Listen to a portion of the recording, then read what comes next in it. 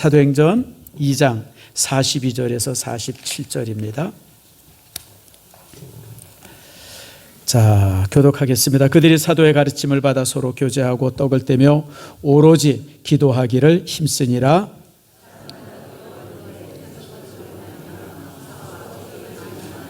믿는 사람이 다 함께 있어 모든 물건을 서로 통용하고 날마다 마음을 같이하여 성전에 모이기를 힘쓰고 집에서 떡을 떼며 기쁨과 순전한 마음으로 음식을 먹고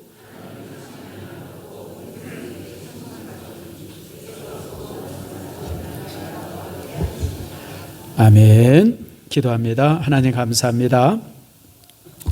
참 세상이 많이 분유합니다. 전쟁의 소식이 날마다 들려지고 있고 또 우리나라 또한 이곳에서 이 부분에서 자유롭지 못합니다. 우리도 언제 전쟁이 일어날지 모르는 이런 화약고 같은 그런 참 모습 속에 있는데 그럴 때마다 주께서 이 민족을 지켜주셔서 정말 전쟁의 모든 위협에서부터 우리를 벗어나게 하심을 감사합니다. 우리가 한 해를 살아오면서 우리의 삶과 직장과 사업과 자녀, 건강 모든 부분들 속에 감사할 것밖에 없으므로 우리가 이제 오늘 감사의 예배로 드립니다. 주께서 기뻐 받으시고 우리의 예배를 통해서 말씀을 통해서 또 우리를 더욱 축복해 주시옵소서. 특별히 말씀이 우리에게 전해질 때에 그 말씀이 우리를 새롭게 하며 말씀의 권세가 우리를 치유하는 놀라운 시간 되게 해 주시옵소서. 살면서 받았던 여러 가지 상처들, 아픔들 이런 모든 것들이 말씀 안에서 해결되어지고 치유되어지는 놀라운 축복 내리워 주시옵소서. 감사드리고 예수님의 이름으로 기도드립니다. 아멘. 우리 옆사람과 한번 인사합니다. 축복합니다. 사랑합니다. 우리 뒷사람과도 인사합시다. 축복합니다. 우리 저기 신혼여행 갔다가 왔네. 일어서 봐 둘이. 좋았어? 네, 신혼여행 잘 갔다 왔습니다. 다 앉으세요. 너무 이쁘죠? 애들 셋 나이 돼. 최소한 셋 나이 돼. 우리 예수 믿는 사람들이 애기만이 나이 돼요. 여러분 전도하기 얼마나 어려워요. 근데 하나 나면 전도 저절로 되어지는데 많이 나세요 여러분들. 적어도 셋 이상 생육하고 번성하라 그랬는데 우리가 지금 생육을 못하고 있어요. 그래서 여러분들 그런 축복이 있길 바랍니다. 요즘에 우리나라가 이제 이제 이 러시아 여행을 못하죠. 그 전쟁 때문에 러시아로 향하는 모든 비행기가 다 막혀가지고 러시아 여행을 못하는데 그 블라디보스톡이라고 여기 아주 가까운 소련의 이 도시가 하나 있습니다. 이제 우리나라 바로 위에 있죠. 그래서 거기에 이제 여행을 참 많이 하는데 요즘에는 이제 못 갑니다. 제가 한 5, 6개월 된 것 같아요. 그때 TV를 이렇게 보다가 여행 프로그램을, 근데 요즘 TV가 여행 프로그램이 아주 재밌어요. 여러분들도 많이 보죠. 그래서 이제 여행 프로그램을 이렇게 보고 있는데 거기 블라디보스톡에 관한 이렇게 얘기가 나오더라고요. 혹시 가보신 분 한번 손 들어보세요. 유럽 아니면 안 가죠. 우리는 치사한 이 동양의 저런 구석지인데. 근데 거기 가신 분들 얘기를 들어보면 정말 볼 게 없대요. 그냥 그 러시아 한 이렇게 마을이고 조금 이국적이라는 거 외에는 특별한 게 없다 그래요. 근데 이제 하나 좋은 게 뭐가 좋은 게 있냐면 대게를 마음껏 먹을 수 있답니다. 그렇게 싸대요 그냥. 아무튼 그래서 나중에 먹다 지쳐서 이 살만 발라가지고 이렇게 도시락통에 냉동을 해서 가지고 왔다 그런 저런 얘기들을 들어본 기억이 납니다. 그런데 그 영상에서 재미난 걸 하나를 보여줬어요. 이제 블라디보스톡에 이제 새로운 관광지가 하나 나왔다 그러면서 이제 보여주더라고요. 그게 뭐냐면 유리 해변이에요. 뭐냐면 해변에 보면 넓은 해변이 있는데 그 해변에 돌들이 다 유리에 동그란 구슬들 유리로 가득 차 있어요. 그래서 저도 이렇게 보면서 얼마나 놀랐는지 세상에 그것도 알록달록한 모든 색깔 빨갛고 노랗고 이제 백색도 있지만 그다음에 무슨 초록도 있고 여러 색깔로 그냥 그래서 그 온 유리 구슬이 해변 전체를 뒤덮고 있는 거예요. 그래서 요즘에 이제 그곳이 새로운 관광 코스가 되어졌다 그런 얘기를 하더라고요. 그러면서 이제 거기 있는 친구가 아주 재미나게 얘기를 하더라고요. 뭐냐면 이게 어떻게 이렇게 된 것인가를 설명하는데 너무너무 재밌어요. 뭐냐면 지금부터 5, 60년 전에 그 블라디보스톡에 유리 공장이 큰 게 있었답니다. 근데 이제 유리 공장을 하다 보면 폐기물이 되게 많이 나오잖아요. 그러니까 뭐 유리 만들다가 된 폐기물들, 그다음에 재활용을 하려고 가져왔는데 색깔 있는 것들이 있잖아요. 무슨 뭐 이런저런 병들, 색깔 있는 병들, 이런 건 재활용이 잘 안 되잖아요. 그래서 그런 유리 만들다가 남은 쓰레기들, 그다음에 이제 그 유리병들, 이런 것들을 갖다 버리는데 그 해변에다 다 갖다 버렸답니다. 그러니까 참 무식해야 하면 그 사람들. 우리나라 같았으면 뭐 말도 안 됐을 텐데, 그냥 아무튼 거기다가 그냥 수백 트럭 그냥 한 산처럼 쌀 정도를 갖다 버렸대요. 그러니까 이제 사람들이 거기를 못 오죠. 왜냐하면 유리 조각 때문에 걸어 다닐 수 있겠어요? 거기 뭘 하겠어요? 그래서 그냥 완전히 버려진 해변인데, 글쎄 그 유리병들이, 깨진 유리들이 파도에 부딪히고 지들끼리 부딪히고 돌이랑 부딪히면서 이게 아주 동그란 구슬이 되어진 거예요. 그래가지고 그 쓰레기장이 지금은 아주 어떤 그 특별 보호구역으로 지정이 돼가지고 그렇게 많은 사람들이 거기 이제 와서 이제 구경을 한다 그래요. 또 그러다 보면 또 이제 막된 사람들이 있죠. 와서 또 집어가는 사람들이 꽤 많대요. 그래가지고 그거 못 집어가게 하느라고 이제 뭐 그런다, 그런 얘기를 이제 영상에서 제가 봤습니다. 저는 내내 그 프로그램을 보다가 이런 생각을 해봤어요. 야, 참 저 해변이 교회랑 너무 비슷하구나. 교회랑. 여러분, 교회는 잘난 사람이 잘 안 옵니다. 근데 옆에 있는 사람들 보세요. 잘났어요, 안 잘났어요? 한번 옆에 자세히 한번 쳐다보세요. 이 사람 잘났나? 서로 못 봐요, 지금. 뭐라고 그럴까 봐. 여러분, 다 괜찮잖아요. 진짜 다 괜찮아요. 난 우리 성도들 한 사람 한 사람 볼 때마다 참 훌륭하다. 정말 좋은 사람이다. 그런데 여러분들, 이분들이 원래 좋은 사람이 아니에요. 원래는 상처 많고 문제 많고 그냥 이제 뾰족하고 또 날카롭고 다 이런 사람들이에요. 교회라고 하는 곳이 죄인들이 모이는 곳 아닙니까? 그러다 보니까 의로운 사람들은 교회 잘 안 옵니다. 아주 똑똑하고 잘난 사람들은 교회 잘 안 옵니다. 그러나 여러분, 우리가 상처 많은 사람들, 이런저런 이 때문에 문제를 가지고 있고 그것 때문에 가슴 아파하는 사람들, 이런 사람들이 교회에 모이죠.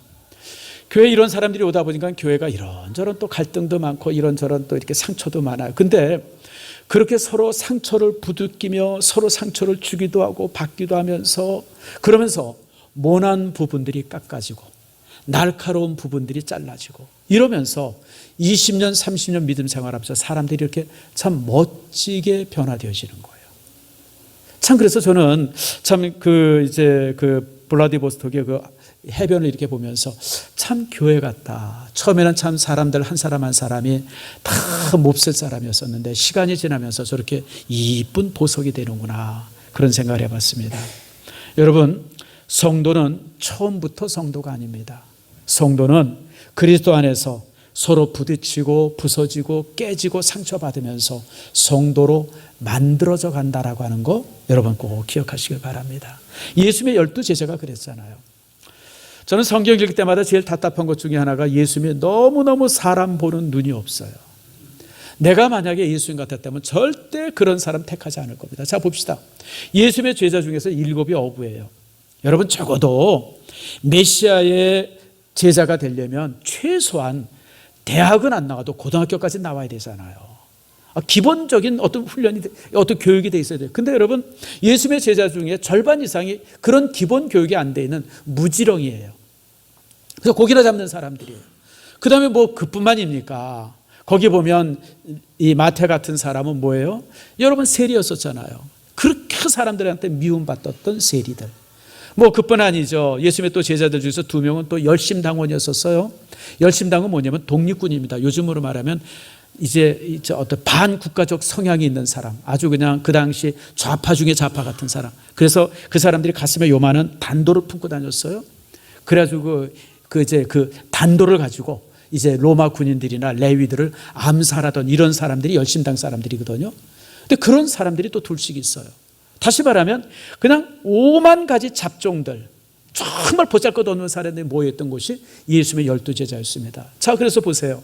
이 12제자들이 껐떡하면 지들끼리 싸웠어요. 누가 더 높으냐 이런 문제 때문에 서로 싸우고, 예수님의 3년씩이나 그렇게 내가 너희들을 사람을 낚는 어부가 되게 했다고 했었는데 사람 낚는 어부 되겠다고 생각한 제자는 단 한 명도 없었어요.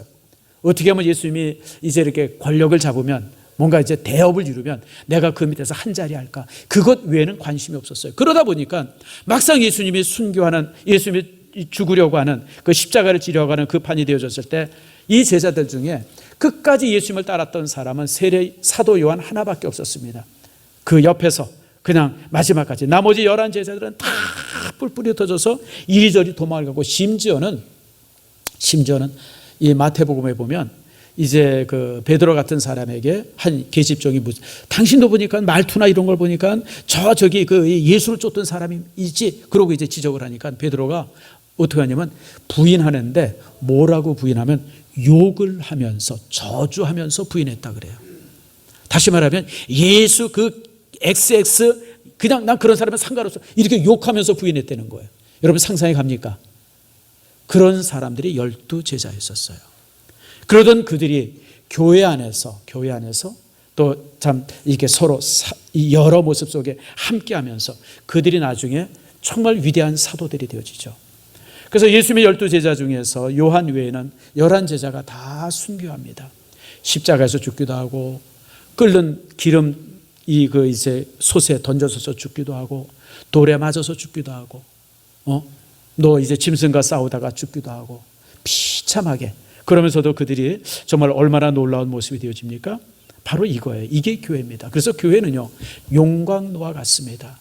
별의별 사람들, 이상한 사람들, 흉측한 사람들, 막 이런 사람들이 막 모여서 치지고 볶으면서 어느 순간 성도가 되어지는 곳, 그것이 교회고, 그것이 지금 여러분입니다. 여러분 자신이 참 대단하다고 생각하는데 아니에요. 여러분들의 처음 모습은 이렇지 않았어요. 그런데 여러분들이 교회 생활하면서, 믿음 생활하면서, 교회 안에 들어오면서, 그러니까 내가 상처를 받기도 하죠. 또 내가 상처 받기만 합니까? 또 상처 주기도 해요. 서로 상처 주면서 받으면서 그러면서 이제 이곳에 있으면서, 그러면서 이제 성도로 여러분들의 모습이 이렇게 만들어져 가고 세워져 가는 겁니다. 오늘 제가 여러분들에게 설교 제목으로 교회 안에서 교회와 함께 교회를 위하여라고 하는 설교 제목으로 설교를 합니다. 이 말씀은 사실 제가 한 게 아니라 성 프란체스코가 했던 말입니다. 성 프란체스코는 지금부터 1000년 전 사람이죠. 그 중세시대 때 사람입니다. 그 중세시대 때 교회는 가장 타락했었습니다. 그러니까 여러분이 이렇게 생각하면 돼요. 교회가 왜 타락했느냐? 왜 타락했냐면 교회는 종교기관이 아니라, 그 당시 교회는 종교기관이 아니라 그냥 영주와 같았어요. 그냥 권력의 기관이었었어요. 정부 조직 같은 데서. 왜냐하면 로마가 무너지고 나서 사실은 이 유럽 전체가 이제 무주공산이었잖아요. 그러면서 이제 교회가 지역에 있으면서 이제 그 지역을 이렇게 관리하게 되어지면서 이 교회가 어떤 이 지금처럼 이렇게 신앙을 담당하는 곳이 아니라 그 지역의 치안이라든지 정치라든지 이런 행정 모든 것을 담당하는 그런 조직이 되어졌습니다. 그러다 보니까 교회가 교회의 기능을 거의 못하는, 아주 그냥 참 그런 모습이, 기형의 모습이 되어졌죠. 심지어는 그 보르지오라고 하는 이 교황 같으면 내가 자주 얘기하죠. 첩이여럿 있었어요. 우선 자식이 셋 있었고 딸도 있었고, 그래서 낮에는 근무할 때는 교황청에 들어가서 근무하고, 이제 퇴근할 때는 첩집에 가서 머물고, 한둘이 아니었었어요. 이런 사람이 교황을 했었어요. 근데 이게 그 사람 얘기뿐만이 아니에요. 그냥 대부분의 교황들이 그런 식으로 살아왔고, 아무튼 여러분 이제 그런 게 이제 그 시대였었어요. 이처럼 교회가 타락하고 교회가 심각한 문제가 있음에도 불구하고 교회 안에 온갖 악과 거짓과 부도덕과 이런 어떤 음란, 이런 부분들이 교회 안에 그냥 막 있음에도 불구하고 이 프란체스코라고 하는 성자가 교회를 떠나지 않은 이유를 설명하면서 이 말을 한 겁니다. 성도에게 있어서 교회라고 하는 것이 어떤 곳이냐? 성도는 교회 안에서 살아야 하고, 교회와 함께 살아야 하고, 교회를 위해서 살아야 한다. 비록 지금 현상으로 보이는 교회들, 그 이런저런 모습들이 너무 잘못되어 있을지라도, 그럴지라도 교회는 우리 성도들에게 있어서 바로 이런 곳이다라고 하는 것을 말했던 말씀입니다. 그래서 오늘 이 시간에, 오늘 이 본문의 말씀을 통해서 우리가 교회 안에서 살아야 하고 교회와 함께 살아야 하고 교회를 위하여 살아야 하는 이유가 무엇인가? 우리가 이 땅에 살아가는 동안 한 손엔 예수 그리스도를 붙들고 한 손으로는 교회를 붙들고 이 땅에 평생 살아가야 하는 이유가 무엇인지를 오늘 말씀을 통해서 함께 나누고, 그리고 우리가 이제 애찬식에 우리가 이제 함께 하려고 합니다. 교회가 하나님의 집인 이유가, 우리가 교회 안에서 살아야 하는 이유가 무엇이냐? 왜 우리가 교회 안에서 살아야 하느냐? 교회를 떠나지 않냐고 항상 교회 안에서 교회와 함께 살아야 하는 이유가 무엇이냐? 교회는 성도에게 있어서 집이기 때문에 그렇습니다. 여러분, 우리 종종 우리가 이제 아침에 출근하든지 학교를 가든지 나가죠. 나가서 핑 돌다가 결국 돌아오는 곳이 어디예요? 집으로 돌아오잖아요. 교회가 바로 그런 곳이에요. 교회가 집인 이유는 영어 단어로 집 그러면 두 단어가 있지 않습니까? 하우스가 있고 홈이 있어요. 하우스라고 하는 개념은 어떤 건축의 어떤 건물의 개념이죠. 근데 집이라고 하는 것은 가족의 개념, 홈이라고 하는 것은 가족의 개념이죠. 그래서 교회는 어떤 곳이냐? 성도들의 삶에 있어서 집과 같은, 가족과 같은 곳이 바로 이제 교회다라고 하는 겁니다. 여러분, 초대교회 때 교회는요, 초대교회 때 교회는 이런 건물이 아니었었어요. 제가 우리가 이제 성지순례 가면 이제 7교회를 이제 돌아보게 되죠. 이제 내년에 우리가 성지순례를 계획하고 있는데, 참 우리가 이스라엘에서 저렇게 난리가 났어요.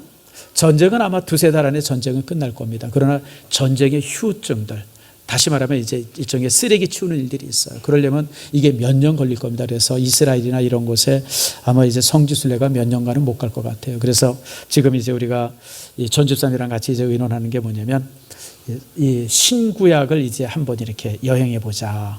그래서 이제 어디서 하냐면 그 노아의 방주가 있는 아라라사부터 시작해가지고 하란이라든지 그 다음에 이제 또 에덴 동산이 있었다고 하는 그런 어떤 그 흔적들, 그래서 저 터키 동쪽으로부터 쭉 해가지고 이제 이스탄불까지 7교회를 이제 돌아보는, 그렇게 이제 여행지를 좀 바꾸려고 합니다. 근데 거기 가서 봐서 보면 이제 이 지역 가다 보면 교회들이 참 멋있습니다. 안디옥 교회 멋있어요. 버가모 교회 참 괜찮습니다. 사대 교회도 이제 교회 흔적들이 좀 있습니다. 뭐 빌라델피아 교회도 이제 있고. 근데 그런 교회 모습은 기원 후 4세기, 5세기에 세워진 겁니다. 사도 바울이 전도할 때는 그런 교회가 전혀 없었어요. 사도 바울이 전도할 때 그냥 조그만 집에서 모였습니다. 조그만 가정에서 모였어요. 그래서 그냥 10명, 15명, 20명 그렇게 집안에 숨어서 그렇게 예배했던 곳입니다. 그런 집에 건물이 무슨 의미가 있겠어요? 그래서 교회라고 하는 것은 이처럼 집이라고 하는, 가정이라고 하는 겁니다. 그래서 자, 우리의 말씀을 한번 봅시다. 말씀의 이 부분이 좀 더 분명하죠. 자, 여러분 46절 말씀 같이 읽겠습니다. 시작. 날마다 마음을 같이하여 성전에 모이기를 힘쓰고 집에서 떡을 떼며 기쁨과 순전한 마음으로 음식을 먹고. 이게 초대교회 모습입니다. 여러분, 초대교회는 모여가지고 함께 예배하고 기도하고 난 후에 항상 음식을 함께 나눴어요. 왜 그래요? 왜 음식을 나눴겠어요? 가족이기 때문에 그래요. 가족으로서 항상 음식을 나눴어요. 그리고 이제 44절과 45절에 있는 말씀처럼 가지고 있는 물건들을 다 통용하고, 통용했다는 게 뭐냐면 내 것을 내 거라고 얘기를 하지 않았다는 거예요.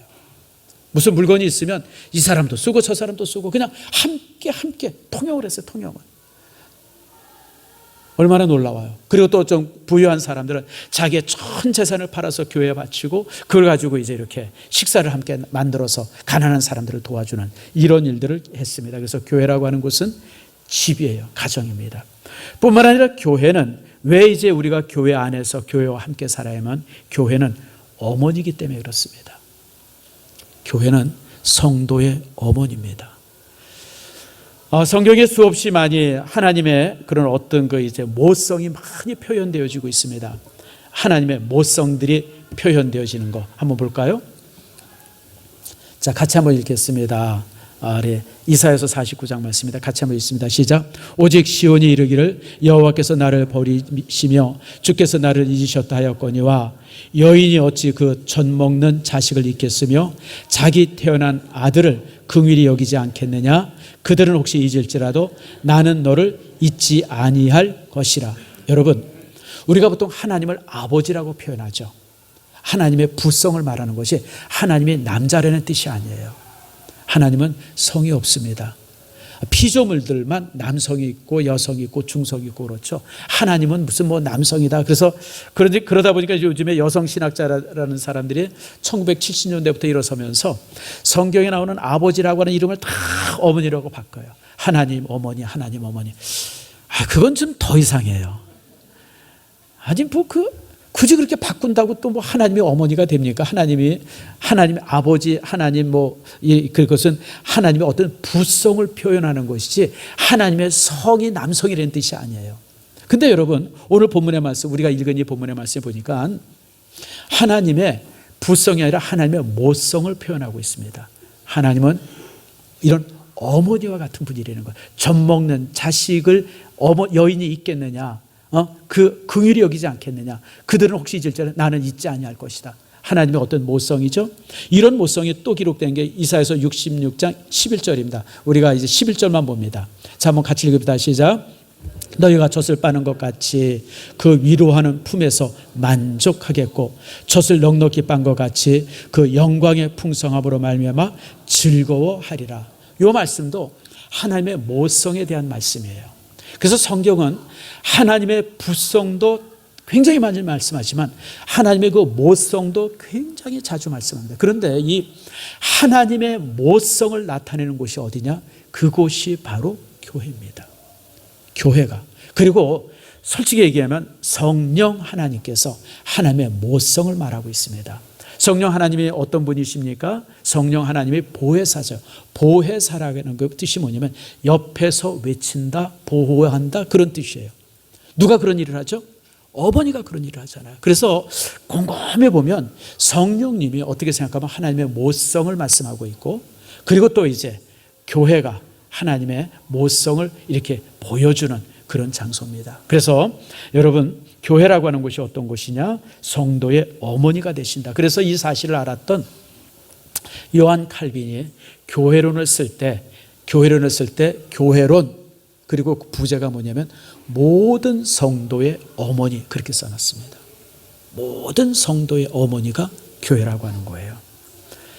여러분 어머니가 누굽니까? 어머니는 우선 자식을 낳죠.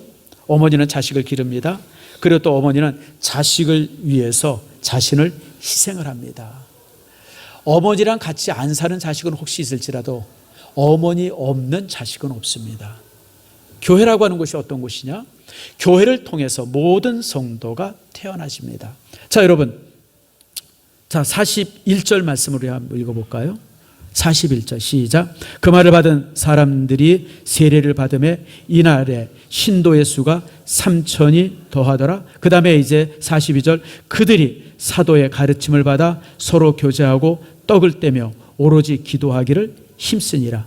바로 성도는 교회를 통해서 태어나지는 거예요.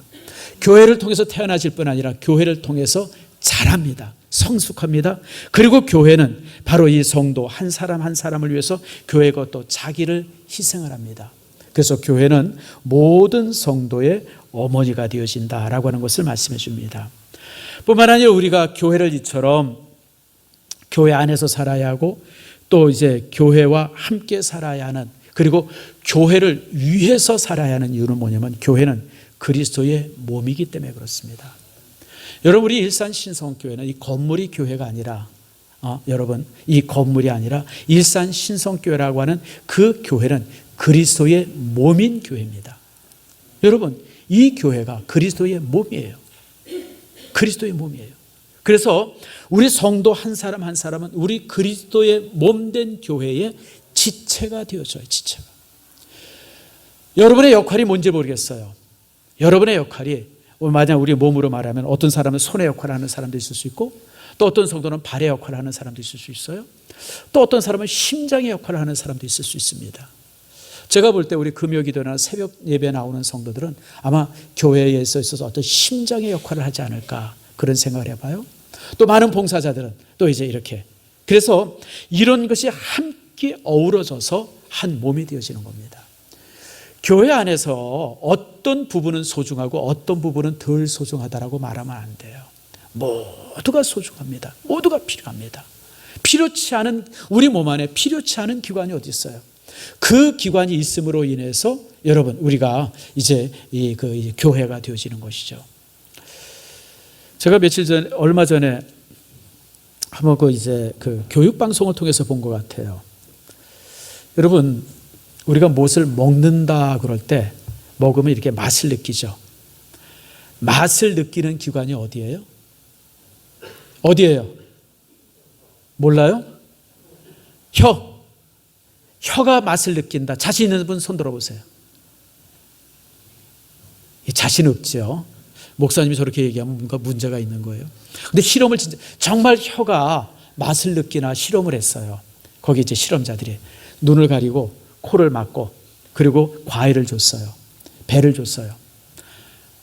근데 배를 줬는데 배라고 맞힌 사람이 여러분 10명 중에 3명밖에 안 돼요. 나머지 7명은 이게 사과인가? 이게 뭐 복숭아인가? 못 맞춰요. 사과를 줬지 또 딴소리라고 했고. 영 마음에 안 들면 집에 가서 실험해 보세요. 목사님이 뻥치는 것 같다 싶으면 실험해 보세요. 여러분, 음식의 맛을 제일 먼저 느끼는 곳이 어디면 눈이랍니다. 눈으로 보고 코로 냄새 맡고 그리고 입에 들어오면서 그 음식의 맛을 느낀대요. 그러니까 여러분들, 우리 모든 것을 할 때마다 이게 하나 통합이 되어지는 거예요.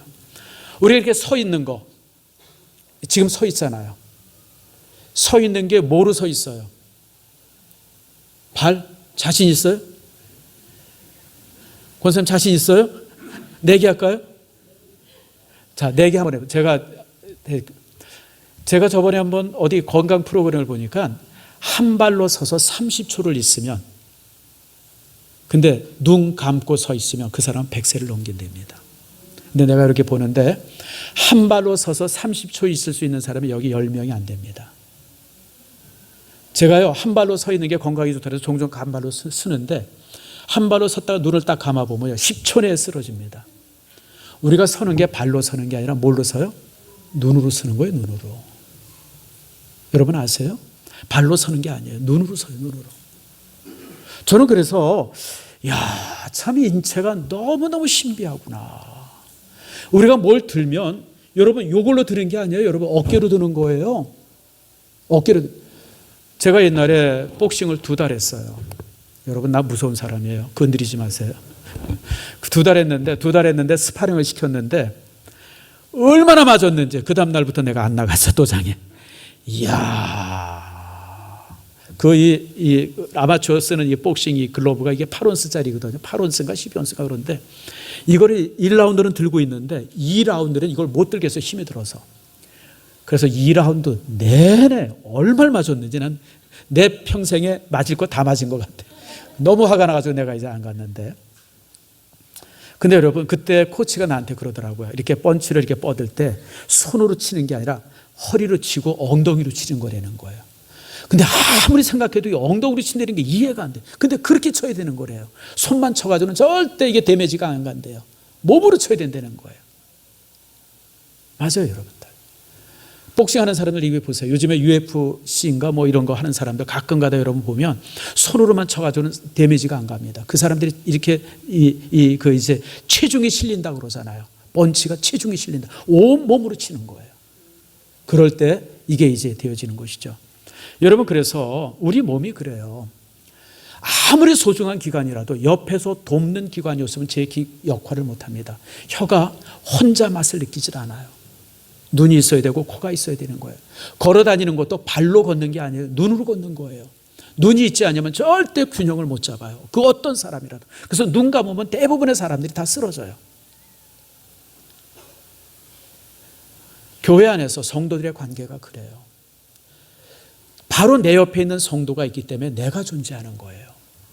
나 혼자 독립군처럼 혼자 있을 수 있는 것 같지만 그렇잖아요. 우리 교회도 보면 막 이렇게 이 시줄 날줄처럼 이렇게 얽히고 설켜 있으면서 우리 교회가 이루어지는 겁니다. 토요일만 되면 온 이 중직자들 나와서 교회 깨끗이 청소해서 이 모습 되어지고, 무슨 행사가 있다 뭐 있다 그러면 여러 성도들이 나와서 힘을 합하고, 김장한다 그러면 또 여전도회들, 또 무슨 행사 있다 그러면 이러고, 또 우리가 새생명 축제한다 그러면 온 성도 함께 되어지고 막 이러고 섞이고 얽히고 설키면서 우리가 있는. 그러므로 교회 안에서 모든 성도들이 소중해요. 그래서 모든 사람들이 귀중합니다.